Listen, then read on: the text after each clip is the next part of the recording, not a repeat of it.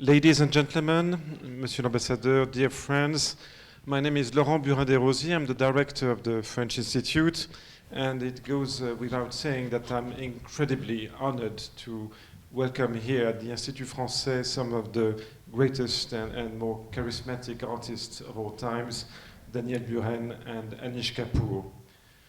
As you all know, Daniel Buren has just inaugurated his new work, Excentrique, Travail in situ, created for Monumenta, the Grand Palais in Paris.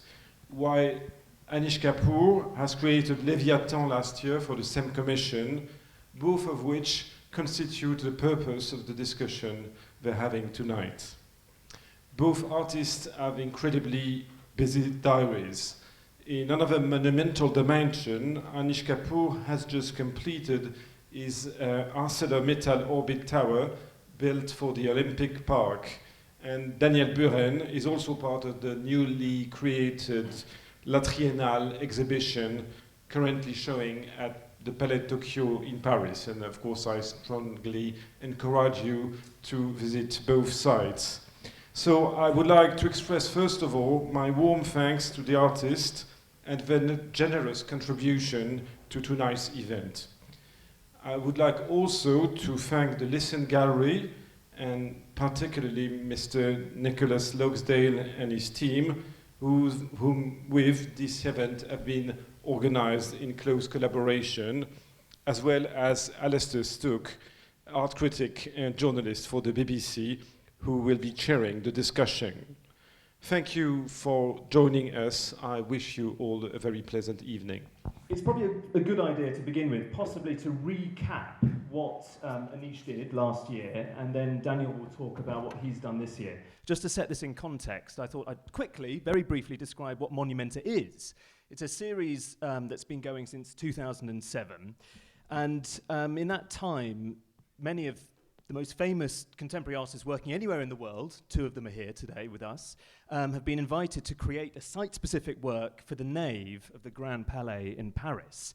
Daniel Buren is the fifth artist to undertake the commission, and the other four have been Anselm Kiefer, Richard Serra, Christian Boltanski, and Anish. And Anish's installation, Leviathan, last year, I think it drew record crowds of more than 270,000 people in 6.5 weeks. Perhaps just to kick off, you could describe what it was. Well, okay. Pictures do it better than I could. But first of all, I want to say what an honor and a pleasure it is for me to be here with Danielle. Danielle's almost, even though I have grey hair, but this guy's been around for a while. With grey hair too. And, I've always deeply admired the place that Danielle's held in the art world. This sort of staunch holding to the idea that abstract art can go to places that other art can't reach, I think it's vitally important. As we've been through all our phases of neo-figurative and neo-pop and all the other places, this sense that somehow abstract art does something else is a very, very, very important thing. So forgive me, Danielle, for having to make my little eulogy. Monumenta. I've either had the good fortune or the bad fortune of having done both the Turbine Hall and the Grand Palais spaces, worked with them both. The most difficult thing about both spaces is the fact that other artists work there, and one has to somehow take on whatever it is that they have done. Formally, Turbine Hall, Chris, forgive me, but formally Turbine Hall is really, really difficult. No, wait a minute, what's happening here? Stop! It just goes, does it? I think it's on a loop. So. Okay, well, it'll keep going then.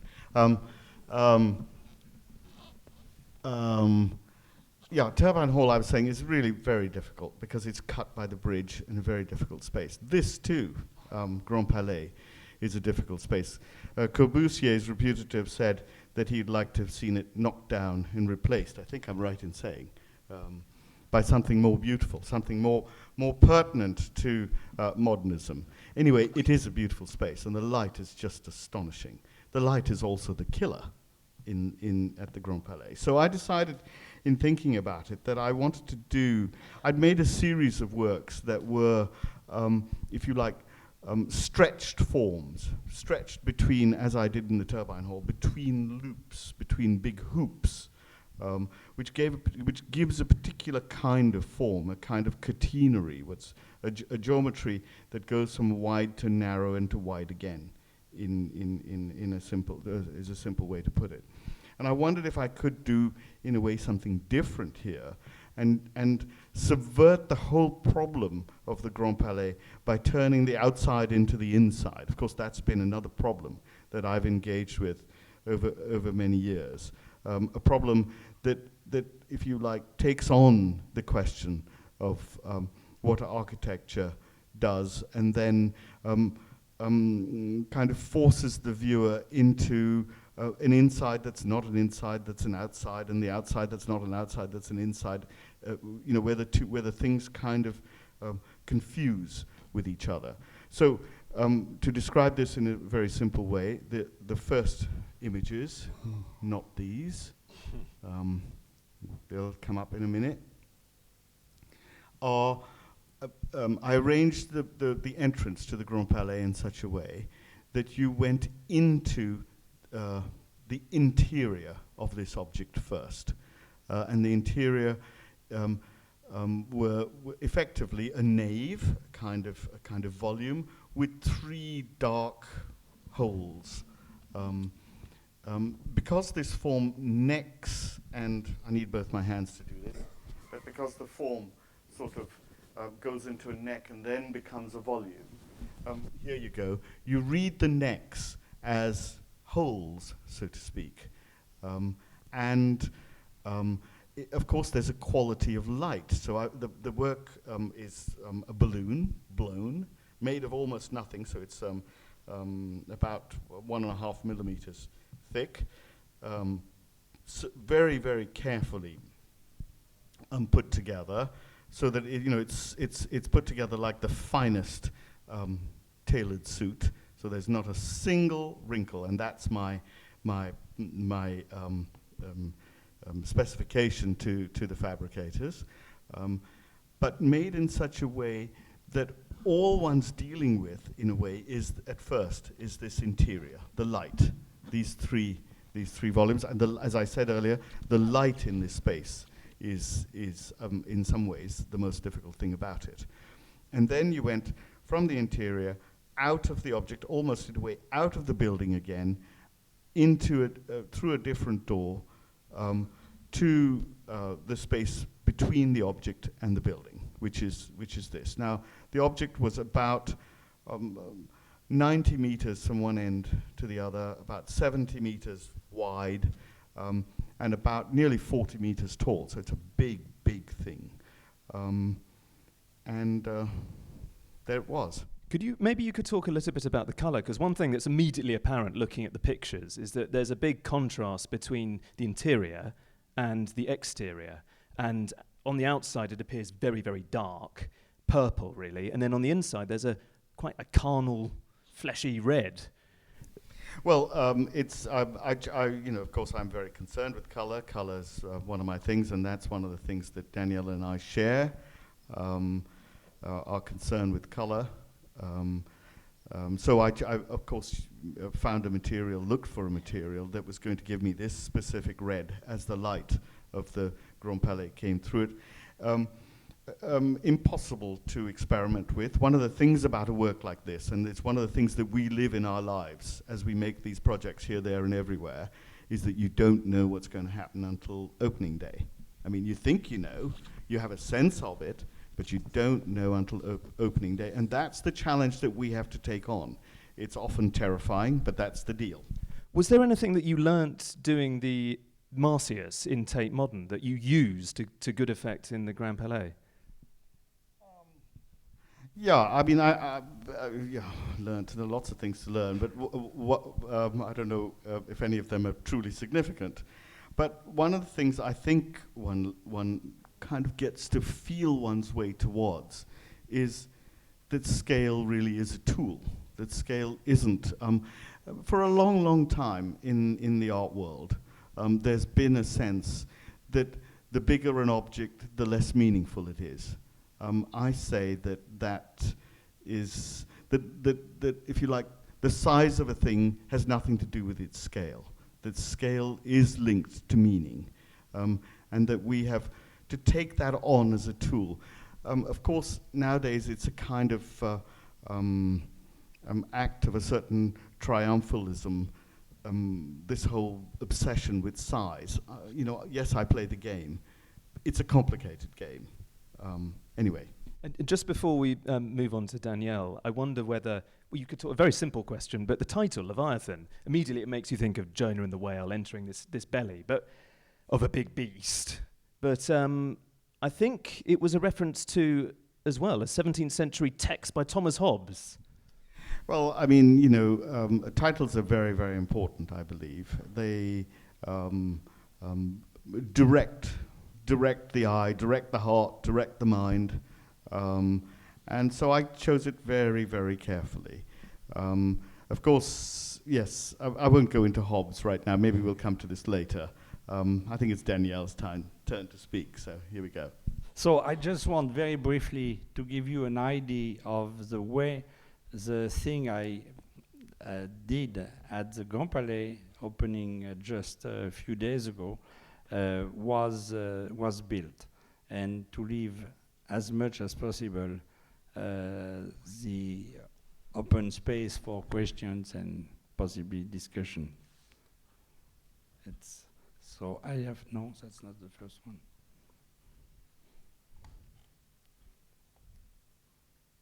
Okay. I have to turn my back because the thing is not working for seeing the screen, so I have to look to this one to know what I will have to tell you.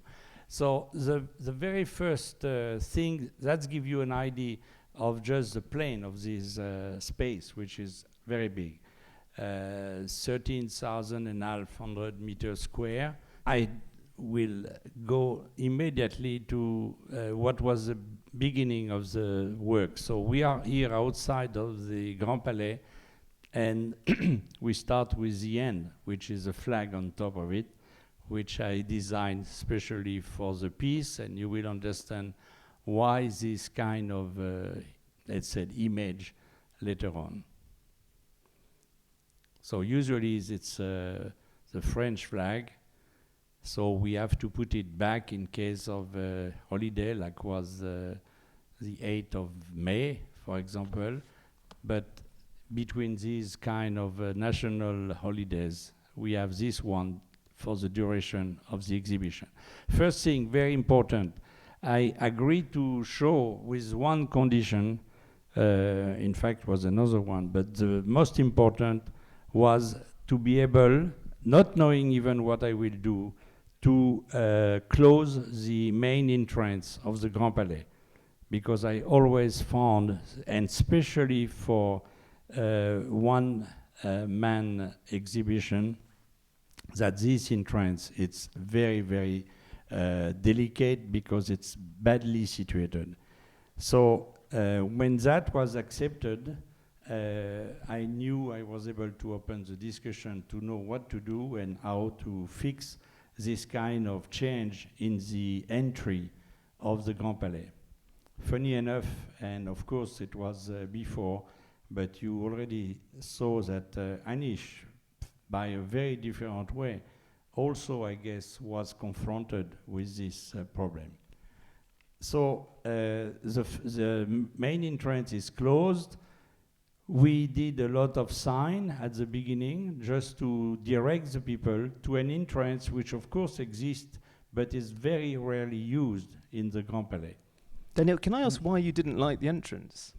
The entrance is, I think, totally ridiculous. not to speak only about the look of the outside, which is really Third Republic, French Republic, and very pompous, but the entrance as being built in a funny way to enter this huge space exactly by the center. And it's, you know, the building, the plane of the place, it's almost like a church, even a cathedral. And just imagine a cathedral where you enter from the center. Doesn't exist, of course. You always enter by one end, and then you walk, and you discover where is the most prestigious, beautiful, stained glass, etc., when you are right in the heart of the thing. Here we go inside the art. And of course, nothing else makes sense to be seen. So it's very true that for any kind of fair, it doesn't matter too much and you don't go to see the building, but with an exhibition, especially a monography, whatsoever you do, the building will be very, very strong. And so if you do not care of that, I think you get into trouble with the piece you can do. Sorry, I interrupted the flow of... So we, yeah. And in fact, when I spoke about that with the people who are in charge, they told me, and for me it was very clear that when Richard Serra did the Monumenta, he really fought because he wanted to also close this door, but he did not succeed. So he really sees something which I think is totally evident. So anyhow, that is closed, and then as soon as you close the entrance, you have a problem where to get the ticket. And so we invent a new place for the ticket, which is outside of the building, and just at the way out of the subway, very close also to the entrance, which is on the north of the building. So the construction of the ticket booth, it's already using the elements which the people are going to see when they will enter the place. So very briefly, just few pictures, the ticket booth, and then this entrance, which of course exists but very rarely used, which I more or less transform into a kind of a tunnel which go quite low and bring the people to the main building, the only building, but from one of the lengths. So when you walk, you just see the light. As said Anish, light is there, for me, the most important and very interesting thing. So I tried to work, that was my only idea to work with, was the light and the volume of air. And what to do with that, of course, it's not so easy, but that was my only leading line in order to try to play with that. So you go to that tunnel, and of course, as soon as you get out, you are already inside this light. Just briefly, a little map of the way the colored, you are going to see different pictures of that, are used to cover the full surface. So here we are inside, a little view to give you a large perspective of the thing, which are a series of circles, all tangent from each other, which is a use of 5 different diameters, and the drawing of this installation has been found in a very old pattern done in the 10th century by the Arabs, and that has been found in the Alhambra in Grenada. So when I work with this idea of circle, I go fast to tell you that all of a sudden I also realize that everything in this place is circular, including the small decoration to the full cupola, etc., etc. So I introduced that form, which was already dominant, and these circles are covered like a piece of canvas on a stretch by a transparent plexi piece of material which is colored and transparent. So these, just to go out, of course, taking the light and projecting the light to the floor. So for example, in this picture, you have not only the projection of all this circle to the floor, but also the projection of the center place, which is the cupola, which is as well covered by filters, which you see the kind of a chessboard drawn on this picture, which of course go on top of the circle and also make a lot of game with the color, because as soon as the blue eat, for example, the yellow, it starts to be green, etc., etc. And you have also to imagine that playing with the sun and with the clouds and with all the atmospheric thing in a place like Paris, where the sky is very famous to have a very specific coloration, in a way, the show itself by force change every minute, unless you have a beautiful sunny day for the full duration of the day. So in the middle of this, which I should have speak before, so you have this kind of circle which are very, very low. In fact, it's the minimum possible accepted by the security, which is 2 meters and 50 centimeters.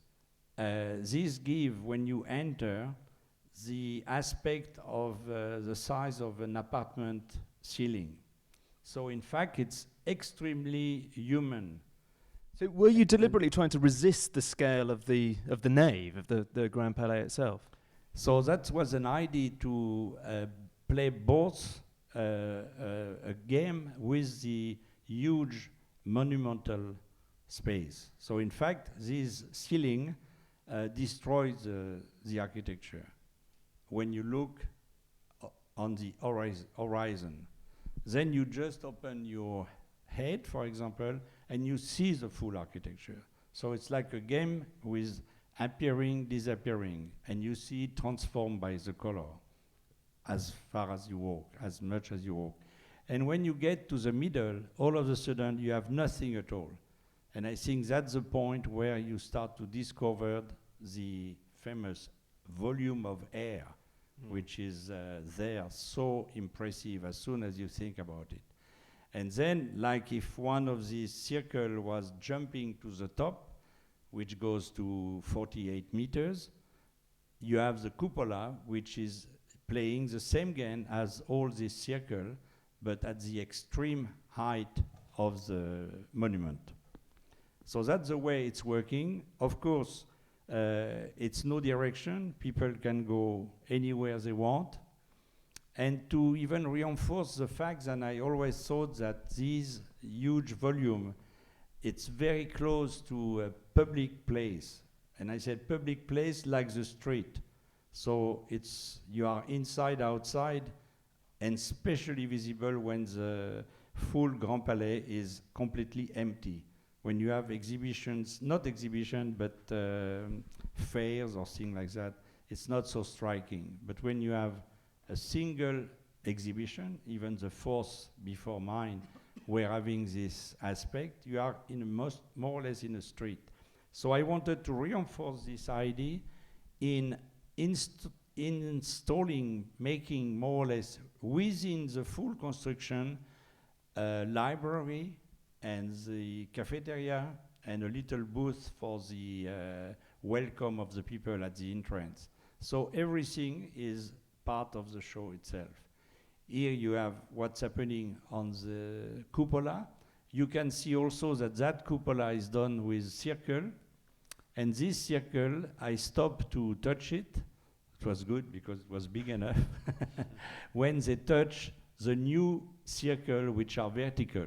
So in fact, the connection is stopping as a tangent of the connection of these different circles, exactly like the small circle in the floor itself are playing.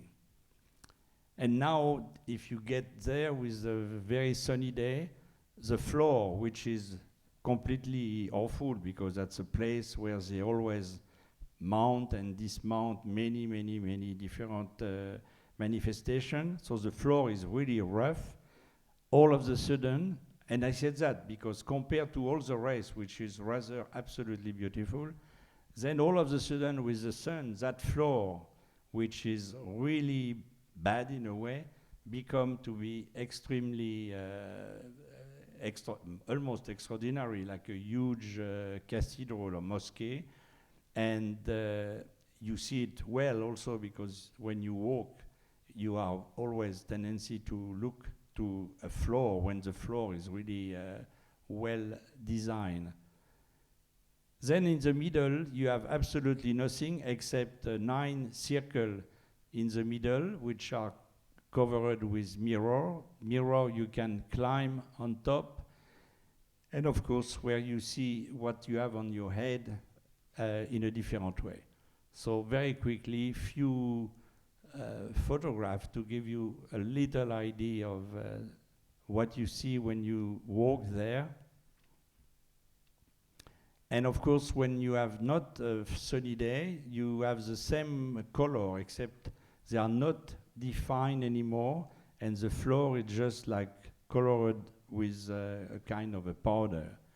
Then I don't have any picture, but at night, because the show open 4 days a week, very late till midnight, so it's a specific work done with the electricity, where the full dispositif, of course, it's the same, but the look of it, it's completely different from the daylight. And you have here some details. For example, the full construction stop where the security obliged to not be a little bigger. So we follow the architecture. Here you can see that even in the architecture, the full stairs are done as a circle. And when it's not a circle, it's half a circle. And all these forms are jumping from very top to bottom, all the way of the walk people are doing, wheresoever they go. And the way out, it's of course at the opposite of the entrance in the south door. Quickly. Then you see the flag through the skylight. And the flag is a big circle, of course, in the middle. Through the mirrors, on top of the mirror. Also, as I said before, the light change and the full drawings of the projection of the color, it's just moving and finally at the end of the day goes to the wall and disappear on the glasses we see on the top of the picture.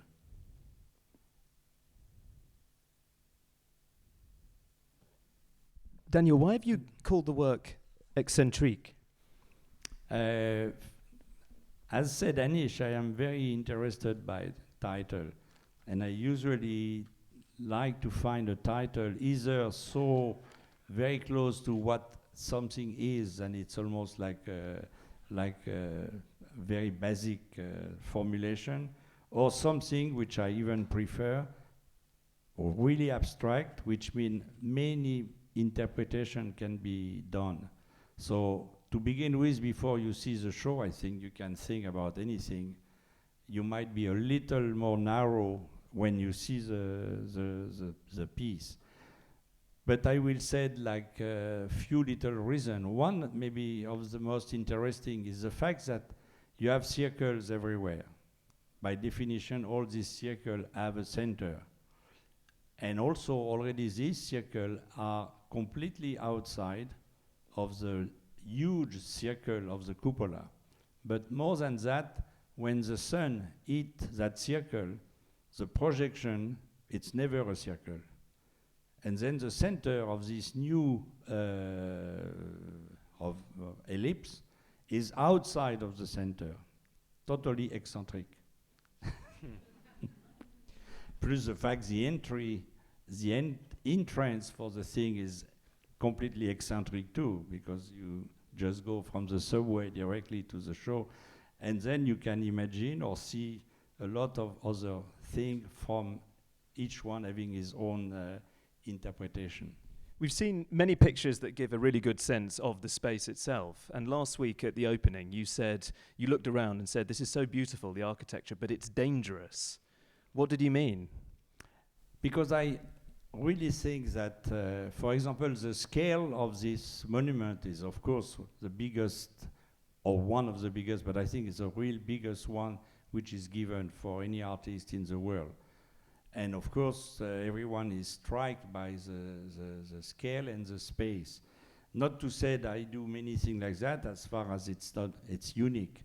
But I am not too much shy from a space. I mean, I always work with a given space. It can be as small as a kitchen or very, very large or outdoor or whatsoever.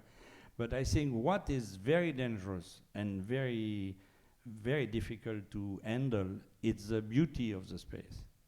And the light. And the light. And the light. Yeah. But I play with the light, and I don't know if I really play with the beauty. But if you don't take care of that, especially being totally exposed, then the beauty of the space will destroy the work very easily. Is it daunting to begin with, to be confronted with a space like that and think, Christ, I've got to fill this?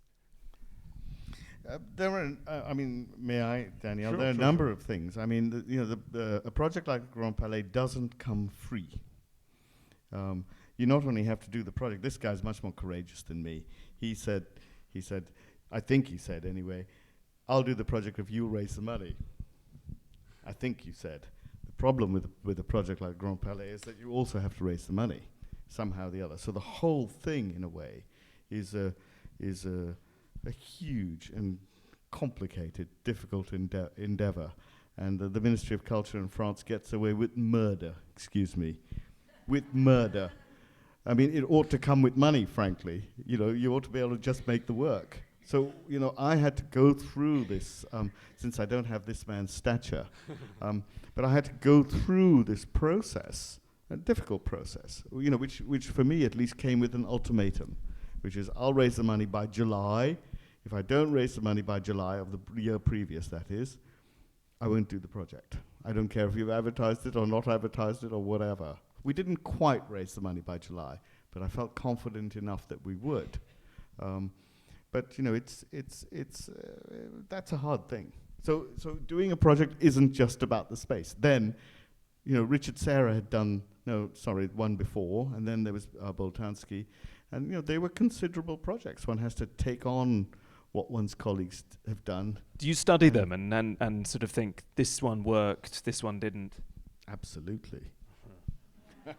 No, don't we? Yeah, I think it's very difficult to be sure at the first glance what should be done. And also, a place like that, it's by itself, let's say, richer than, more dangerous and richer than many other places, even if I think even a cube is interesting. But this one open possibilities, dozen of possibilities. So the choice is, I think, like always, given by the technical possibilities, by the economy. So that's already making a lot of possibility out of the game. Mm-hmm. You have another one, which is, I think, the most difficult. It's the fact that whosoever, what you do there, you have 7 days to do it. What do you mean, to install? To install. That's all. Yeah. You're looking in a particular direction. No, it's true. It's true. And that is... that's a challenge. It's more than a challenge. I mean, when you know it, you have also to think of something you can do like that. And really, for me, like the first 4 days, I was not sure we can accomplish this thing for the opening. And my team was just great because it was day and night work. But this is an incredible tension to produce. I mean, you can prepare a lot of things, but to build everything has to be done in 8 days all together, including the cleaning and everything. And to dismantle, it's going to be even worse because it's 3 days. Anish was talking earlier about the idea that, you know, there's so much planning goes into the project, and then in an interesting way, what happens when it's made is that something unexpected can occur. Have you found this with Excentrique? Absolutely, but I most of the time and like to keep a lot of things. I don't want to know better before I do it. So the general plan, of course, you can imagine we cannot make an improvisation at the last second. The general thing is more or less secure in a way. But the, let's say, I don't like the word, but the effects of the thing remain extremely open. And playing with the light, you can imagine all the thing can be good or not so good surprise how it's going to really play when everything is built. But it's really part, as I think Anish said before, it's also part of the very, very, for me, incredible interest to work in situ and to play with all these things, especially with a work like that, which play more than often I did, even if I touched that many times, playing mainly with the light. So I depend on everything. But Daniel, can I ask you, was this the first idea or the last idea that you made? That was close to the very first. Then I turned around with many other things. So I have exactly the same. It's often the first idea. I do believe in that sort of Zen notion, first idea, best idea. That what one does in a way is go through the process. You kind of have an initial, it may take a long time to have an initial idea, but once you have the idea and you begin to go through that process, all kinds of questions come up about, you know, is it worth it? Is it good enough? Is it all those questions that one has to intellectually, morally, poetically go through? Especially if you get an idea very quickly. No, exactly. Then and then you go through this, and you go off in different directions, and normally come back to the first, or often at least, come back to that first moment. But it's been through a process of development in the meantime, that all that questioning, all that rigor, if you like, even about money, does something to the project that in the end, hopefully makes it better. Something that struck me as you were both going through the images is that with works like these, it's impossible to get a single vantage point. It invites participation, moving around. Is this something which opens up all sorts of exciting possibilities as artists? I mean, to speak about most of the thing I'm doing, it's always the case. I mean, since the very, very first pieces, I get very seriously involved with situation, places, etc. It was also to break the idea of a focus point, like to look to a painting, for example. Don't forget, my very beginning was a fight against painting, so I was also struck by the fact the painting imposed its location as a body, and then this position is absolutely unique. But then, Daniel, sculpture, an object in a space, is also very manipulative of the viewer. I mean, we don't. I know that in making the works that I make, that I want the viewer to be in a particular place, to approach in a particular way, however subtly that is directed. It's very much in a way about the ordering of the body. To almost formalize entry. That's why you have to go through the process of moving the door from the center absolutely to the north, because it's all about that sense of a particular ritual of walking, if you like, narrative of procession. But you know, the normal door here, it's a manipulation too, but a bad one. So it was better to manipulate with a good reason. In fact, But I went through the same process with the door of, thinking the side doors of the two ends are better. And then I decided that actually there was something about the center that I felt I could truly use by forcing the viewer into the object first, and then around the sides. I agree that when you have the construction, of course, what I always have in mind is to make a kind of a proposition, dispositif, as we said, as precise and as logical with its own way of being as possible. And why is that? It's not to make something, also I am precise, but not to be crazy. Things can also play in a kind of imperfect way, and I have nothing against. But it has to be very precise, at least to make the public as free as possible to interpret and to move as they want. So in other words, I think that if it's not really precise, what is not precise is going to block the viewer, and then the thing doesn't work. Do you think that's perhaps a difference in your approaches, that perhaps, Anish, you're trying to control the viewer's movement around the object more than Daniel? No. No, I don't believe that, really. I think, one directs the body, directs the eye to a certain extent, and then, of course, it's open season. I imagine that to begin with, when you're presented with a space like that, the temptation is to do something as spectacular as possible. I wonder whether there are any potential pitfalls in going for spectacle. I mean, for me, it's the first big danger. So I try not to play with that. That's the reason, for example, when you enter and when you walk around, you are almost like in the feeling of a room in an apartment, which is, of course, to kill this kind of fantastic power of the architecture, leaving this architecture absolutely as a witness, visible. So it's a double game. So I don't want to destroy this architecture, but I want to try it. I wanted to do something where the human scale, it's absolutely immediate and visible. After that, you have the big envelope of the building itself, which start to play. Yeah, I think spectacular is a very odd word to use in a way, because what one wants to do is to do something moving, something maybe deep, hopefully serious, unafraid in a way both of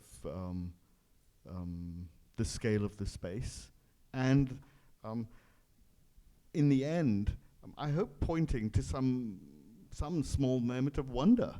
It's not worth doing otherwise. So those have a complete, the words I've chosen anyway, have a completely different feeling from the idea of the spectacular, because somehow art shows and Disney, they may live next to each other, but they have completely different intention, and intention is everything.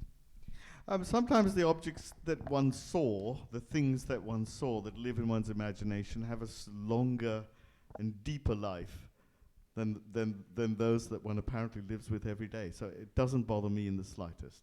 Daniel, what do you think? Taking what I took as a way to work, it's always depend of the situation, but the situation, of course, even if the first thing people will see, it's the visible stuff, the architecture, etc., etc.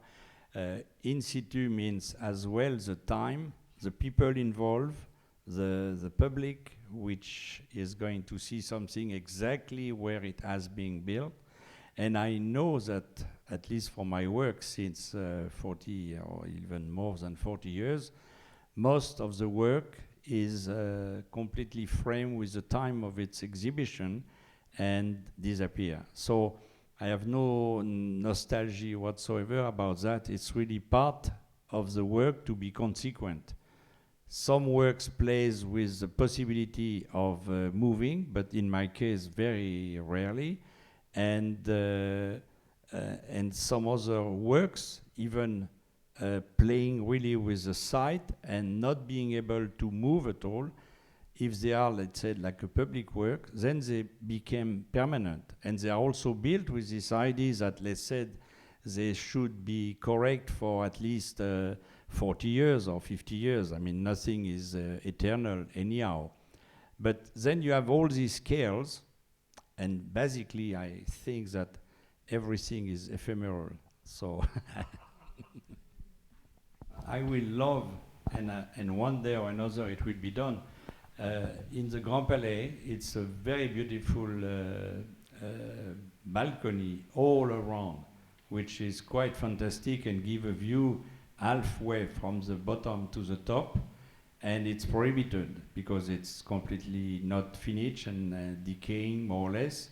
So this is impossible for the public. So it's of course part of the piece, not to give the feeling you can do it, but it's prohibited. Except one huge balcony, which is the center when in front of the normal entrance, and this one can be used, and it's not, I guess, the best view for what I did, but it's a view which gives a little idea and which is open to the public. But the best will have to, if it was possible, to walk all around in this loggia, but unfortunately it's not under function. And I will have done another piece if that was possible. Sorry. Yeah, I must say I felt that at least in the Grand Palais, it's a space which is very much about the ground, the floor, as declared, in spite of the balcony, which in a way I was quite glad was closed, because I want to hold on to a certain idea about scale. You know, scale is in your head. When Richard Serra made his work in that space, he had, I think, 5 tall blocks of steel that stood in a straight line running north to south in the space. They somehow declared the full air and the full volume of the space by the fact of their weight and by the fact of their very particular scale. I think they were 17 or so meters tall, so they came up to the level of the balcony, and they did something because of that to the volume. I felt that somehow this space allowed a certain other take on the space about a very big object where one was where the relationship, if you like, between the object and the volume was a measure of both, both of the building and of the object itself. So neither was able to be viewed. You couldn't ever see the whole object, or you could never see the whole building when I had Leviathan in there. And then of course the complication of the interior. So in a way, playing properly, from my perspective anyway, with the architecture and what its set purpose was. So this idea of being on the ground and holding the scale all the time. I mean, I sort of feel that even though we live in a world of big objects, big buildings, big objects, all sorts of big objects, very few of them really have scale. And that, in a way, is the job of the sculptor, the artist, whatever. Color is such a weird subject in a way, because we're not just talking about color as an illusion. We're always talking about, both of us are always talking about color in space, and color and architecture have a very, it's a peculiar take on architecture when you see it in color. So that's something which if you like, it's you know, when I entered Danielle's work, it's there's a sense that you walk through fields of color as you go through the piece. In a very kind of Islamic way, I feel there was a sense that the dialogue, if you like, from a color perspective, between what the object was doing and what the building's doing, is a very particular restating of its geometry, and then the way the geometry changes with color, etc. So color, of course, is hard to fully decipher. It's not completely logical. And I think that's part of the fascination of working with it for me. I come back to red a lot. I think red does very particular things. So, yeah. What are they? Come on, you know. Live it, see it, be there. What are they? Well, you know, one of the things that I've been interested over many years is the idea, and if you're asking me about why I particularly use red and that very particular kind of red, is that I'm more interested in the way color becomes dark than the way the color becomes light. And red does a particular kind of dark that's much darker, much more sinister, much deeper, much more psychologically troubling than the darkness of black or blue. And that's why I work with it often. The simplest level, of course, when you have a figurative project, when you have something to say, in other words, the work conveys the saying, and it's said. An abstract language hovers, meaning hovers, and I think part of the role, our role, is to point at that possibility, at the emergence of meaning. So, therefore, titles are important. Therefore, all the associated and congruent things, the space it sits in, how it sits in the space, the color it is, etc., etc. They all form part of that immanence, the becoming, the kind of emergence into meaning. And I think there is a process that one goes through both as a viewer and as an artist, which is about this to and fro between meaning and non-meaning, between something that has something to say and something that is dull and uninteresting. I think that coming and going is where it lives. Anish more or less opened the veil. In the contract, we normally, which is given to the participant, they invite the artist, and it's a special clauses which said, but the artist has to pay for his production. And so, as a principle, I mean, it's very basic. You know, I know how the society is going these days, and I am totally against, and I am completely furious when I know that some people are invited in Documenta under the conditions they will pay for their works. Venice Biennale, same story, and it's just spraying more and more, so it's totally disgusting to be very rough. And I think in such a big exhibition, as a principle, it's unacceptable. So I said, you know, if I have to sign that, forget it, invite somebody else. And so we crossed this thing, and of course the thing has been paid with a lot of work, sponsors, the state, I mean everyone was involved. But as a principle, even if I was very proud to be invited and very excited to try to do something at that place, I will have withdraw if such a thing will have been impossible to erase. So that was the second condition. I mean, maybe the first one. Well, I'm afraid I think we've run out of time, but thank you both for a wonderful, very warm discussion and for illuminating two very different but equally magnificent works of art. Thank you. Thank you.